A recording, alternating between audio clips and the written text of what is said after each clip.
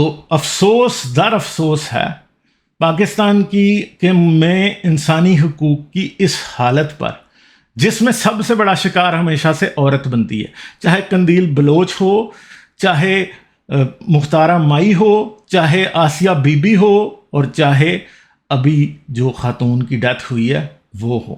سب کی سب عورتوں کو سب سے پہلی سزا ان کے عورت ہونے کی ملتی ہے. مرد اپنے مرد ہونے کی وجہ سے نہیں مرتا، عورت اپنے عورت ہونے کی وجہ سے ماری جاتی ہے، ریپ کی جاتی ہے. اس کے حقوق اس کو نہیں دیے جاتے. اس کی کمزوری کو ہمیشہ اس کے خلاف ایک ہتھیار کے طور پہ استعمال کیا جاتا ہے.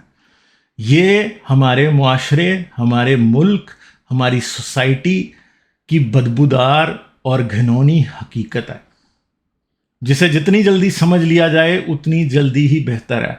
عورتوں کو جب ان کے حقوق ملتے ہیں، ان کو اپنی میکسیمم کیپیبلٹی اور سوچ کے مطابق ایکٹ کرنے کا موقع ملتا ہے، تو وہ مردوں سے کئی بڑے کام کرتی ہیں.